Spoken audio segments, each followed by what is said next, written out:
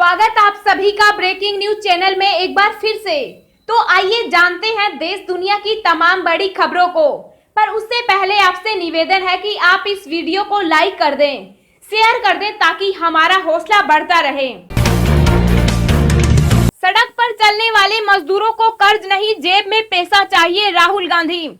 जी हां, आपको बता दें कि कांग्रेस के पूर्व अध्यक्ष राहुल गांधी ने प्रधानमंत्री नरेंद्र मोदी सरकार से आग्रह किया कि वह आर्थिक पैकेज पर पुनर्विचार करे और लोगों के खातों में सीधे पैसे डाले, क्योंकि इस वक्त उन्हें कर्ज की नहीं बल्कि सीधी आर्थिक मदद की जरूरत है। उन्होंने यह भी कहा कि सरकार को लॉकडाउन को समझदारी एवं सावधानी के साथ खोलने की जरूरत है और बुजुर्गों एवं गंभीर बीमारियों से ग्रसित लोगों का विशेष ध्यान रखना चाहिए। गांधी ने वीडियो लिंक के माध्यम से संवाददाताओं से कहा, जो पैकेज होना चाहिए था वो कर्ज का पैकेज नहीं होना चाहिए था। इसको लेकर मेरी निराशा है। आज किसानों, मजदूरों और गरीबों के खातों में सीधे पैसे डालने की जरूरत है। उन्होंने कहा, आप कर्ज दीजिए, लेकिन भारत माता को अपने बच्चों के साथ साहूकार का काम नहीं करना चाहिए, सीधे उनकी जेब में पैसे देना चाहिए। इस वक्त गरीबों, किसानों और मजदूरों को कर्ज की जरूरत नहीं, पैसे की जरूरत है। कांग्रेस नेता ने कहा, मैं विनती करता हूं कि नरेंद्र मोदी को पैकेज पर पुनर्विचार करना चाहिए। किसानों और मजदूरों को सीधे पैसे देने के बारे में सोचना चाहिए। उन्होंने कहा, मैंने सुना है कि पैसे नहीं देने का कारण रेटिंग है। कहा जा रहा है कि वित्तीय घाटा बढ़ जाएगा तो बाहर की एजेंसियां हमारे देश की रेटिंग कम कर देगी। हमारी रेटिंग मजदूर, किसान, छोटे कारोबारी बनाते हैं, इसलिए रेटिंग के बारे में मत सोचिए, उन्हें पैसा दीजिए।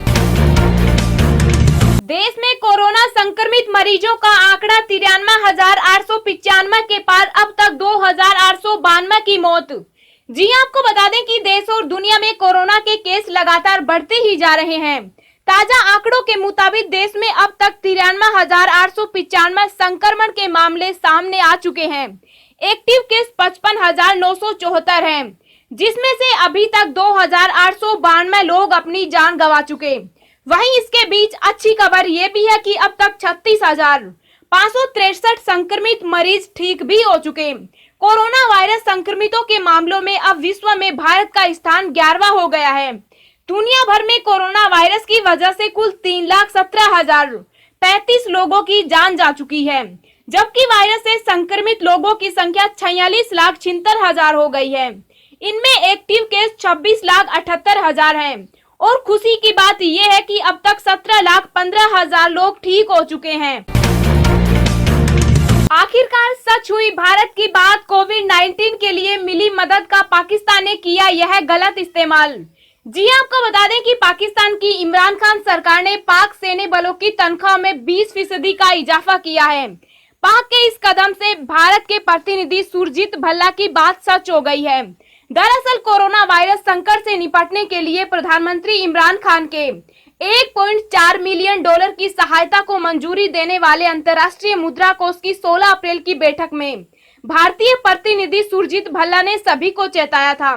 भल्ला ने इस्लामाबाद में सुरक्षा के लिए विकास कोष का इस्तेमाल न करने की प्रवृत्ति के बारे में चेताया था। साथ ही कहा था कि IMF चाहे तो जांच कर सकता है कि पाकिस्तान पैसे के साथ क्या करता है। भल्ला ने IMF सुझाव दिया था कि यह मॉनिटर करना चाहिए कि IMF से सहायता मिलने के बाद वहां की सरकार संसाधनों का उपयोग केवल कोविड-19 की आपातकालीन स्थिति से निपटने के लिए किया जाए, साथ ही इसका सुरक्षा जैसे अन्य क्षेत्रों या अपनी ऋण देनदारियों को लेने के लिए इस्तेमाल नहीं हो। पंजाब में कल से हटेगा कर्फ्यू, लॉकडाउन 31 मई तक रहेगा। जी आपको बता दें कि कोरोना के नए मामलों में कमी आने के बाद मुख्यमंत्री कैप्टन अमरिंदर सिंह ने राज्य में 18 मई से कर्फ्यू हटाने का ऐलान कर दिया है। हालांकि लॉकडाउन 31 मई तक जारी रहेगा। इसके साथ ही नॉन कंटेनमेंट जोनों में अधिक ढील देने और सीमित सार्वजनिक परिवहन व्यवस्था बहाल करने के भी संकेत दिए हैं। उन्होंने यह भी स्पष्ट किया कि शैक्षिक संस्थाएं फिलहाल बंद रहेंगी। मुख्यमंत्री ने शनिवार को कैप्टन को सवाल किया कि श्रृंखला के तौर पर फेसबुक के जरिए लोगों से बातचीत के दौरान यह घोषणा की। उन्होंने बताया कि नॉन कंटेनमेंट जोन में दुकानें और छोटे कारोबार शुरू करने के अलावा कंटेनमेंट जोन वाले इलाके सख्ती से सील किए जाएंगे। रेलवे को 1000 से ज्यादा श्रमिक स्पेशल ट्रेनों की राज्यों से अनुमति मिली। जी हां, आपको बता दें कि भारतीय रेल को पिछले 15 दिन में प्रवासी कामगारों को घर पहुंचाने के लिए राज्यों से 1000 से ज्यादा ट्रेनों के परिचालन की अनुमति मिली है। आधिकारिक आंकड़ों के अनुसार सबसे ज्यादा संख्या में प्रवासी कामगार उत्तर प्रदेश लौटे हैं। वहीं अपने लोगों को वापस बुलाने में बिहार दूसरे नंबर पर है। आंकड़ों के अनुसार पश्चिम बंगाल ने 8, राजस्थान ने 23, झारखंड ने 50 और ओडिशा ने 52 ट्रेनों के परिचालन की अनुमति दी है। भारतीय रेल कोविड-19 लॉकडाउन के कारण देश के विभिन्न हिस्सों में फंसे प्रवासी कामगारों को उनके घर पहुंचाने के लिए 1 मई से श्रमिक स्पेशल ट्रेनें चलाने जा रही है। रेलवे ने अभी तक 932 ट्रेनों के जरिए 12 लाख से ज्यादा प्रवासियों को उनके घर पहुंचाया है। अब 3 साल तक WHO का नेतृत्व करेगा भारत, बौखलाहट में चीन। जी हां, आपको बता दें कि ऐसा पहली बार होने जा रहा है जब भारत विश्व के किसी बड़े संगठन का नेतृत्व करेगा। भारत के इस बढ़ते कद से चीन में बौखलाहट है, क्योंकि भारत WHO का नेतृत्व करने जा रहा है। चीन को डर है कि WHO के एग्जीक्यूटिव बोर्ड के चेयरपर्सन के पद पर आने के बाद भारत कोरोना महामारी के मामले में उस पर सख्ती से पेश आएगा। चीन में अभी से इस बात की खलबली मची हुई है कि 34 सदस्यों वाले एग्जीक्यूटिव बोर्ड के चेयरपर्सन का दबाव वर्ल्ड हेल्थ असेंबली की नीतियों और फैसलों पर सीधे सीधे पड़ेगा और तब चीन के पक्षधर WHO के डायरेक्टर जनरल उसकी ज्यादा मदद करने की स्थिति में नहीं होंगे। इस स्थिति में अमेरिका चीन पर और सख्ती दिखा सकता है, साथ ही साथ चीन पर कार्रवाई भी कर सकता है। कोरोना महामारी को लेकर चीन पूरी दुनिया में कटघरे में खड़ा है और उस पर वैश्विक स्तर पर कार्रवाई का खतरा भी मंडरा रहा है। इस स्थिति में भारत का WHO में बड़े पद का मिलना चीन को रास नहीं आ रहा है और वो सीमा पर भारत को डराने की कोशिश कर रहा है। जानिए बिना राशन कार्ड 8 करोड़ लोगों को मुफ्त में कैसे मिलेगा 5 किलो अनाज और चावल। जी हां, आपको बता दें कि कोरोना के इस संकट में भारत सरकार ने प्रवासी मजदूरों के लिए मुफ्त अनाज देने का ऐलान किया है। प्रधानमंत्री गरीब कल्याण योजना के तहत 2 महीने के लिए प्रवासी मजदूरों को फ्री अनाज दिया जाएगा। जिन मजदूरों का राशन कार्ड नहीं बना हुआ है उन्हें भी प्रति व्यक्ति 5 किलो राशन और 1 किलो चना 2 महीने तक जरूर मिलेगा। सरकार का मानना है कि इससे 8 करोड़ प्रवासी मजदूरों को फायदा होगा। जिनके पास राशन कार्ड नहीं उन्हें कैसे मिलेगा मुफ्त अनाज। केंद्रीय खाद्य और आपूर्ति मंत्रालय का कहना है कि अगर किसी के पास राशन कार्ड नहीं है तो उसे अपना आधार ले जाकर रजिस्ट्रेशन कराना होगा। इसके बाद उनको एक स्लिप मिलेगी जिसे दिखाने पर मुफ्त में अनाज मिल जाएगा। इसके लिए राज्य सरकार ऑनलाइन प्लेटफॉर्म भी शुरू कर सकती है, जैसे दिल्ली सरकार चला रही है। केंद्रीय खाद्य और आपूर्ति मंत्री रामविलास पासवान ने कहा है कि सरकार ने राहत पैकेज के तहत से प्रवासी मजदूरों के लिए विशेष घोषणाएं की है, जिसमें NFSA लाभार्थी के अलावा 10% वैसे प्रवासी मजदूर शामिल हैं जिनके पास NFSA राशन कार्ड नहीं है। साथ ही राज्य के राशन कार्ड में भी उनका नाम नहीं है। रामविलास पासवान ने कहा है कि इस संबंध में मैंने खाद्य व उपभोक्ता मामलों के सचिवों और FCI के CMD को निर्देश दे दिए हैं।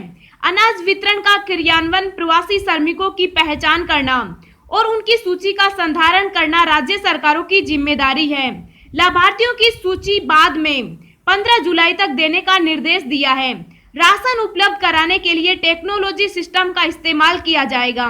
वित्त मंत्री ने कहा कि दूसरे राज्यों में रह रहे प्रवासी परिवार सार्वजनिक वितरण प्रणाली से मिलने वाले राशन को नहीं ले पाते हैं। इसके लिए one nation one ration card का ऐलान किया गया है। 3,500 करोड़ रुपए होंगे खर्च। सरकार ने कहा है कि प्रवासी मजदूरों को अनाज की आपूर्ति का पूरा खर्च वह वहन करेगी। इस पर सरकार 2 महीने के लिए 3,500 करोड़ रुपए खर्च करेगी। राज्य सरकारों पर इसके क्रियान्वयन का जिम्मा होगा, वहीं प्रवासी मजदूरों की पहचान करेंगे। अब हम आपको अगले 24 घंटों के संभावित मौसम पूर्वानुमान के बारे में बता रहे हैं। अगले 24 घंटों के दौरान केरल, तटीय कर्नाटक, उप हिमालय, पश्चिम बंगाल, सिक्किम, असम, मेघालय और अरुणाचल प्रदेश में हल्की से मध्यम बारिश होने के आसार हैं। मध्य महाराष्ट्र, दक्षिणी पूर्वी मध्य प्रदेश, छत्तीसगढ़ और तेलंगाना में भी छिटपुट बारिश संभव है। दक्षिणी तमिलनाडु में हल्की से मध्यम बारिश के साथ एक दो स्थानों पर अच्छी बारिश हो सकती है। उत्तर भारत की पहाड़ियों और उत्तर पश्चिम के मैदानों में शुष्क मौसम रहेगा। राजस्थान में धूल भरी आंधी चल सकती है। लक्षद्वीप में भारी बारिश की संभावना है। अंडमान और निकोबार द्वीप समूह पर कुछ हिस्सों में बारिश के आसार हैं।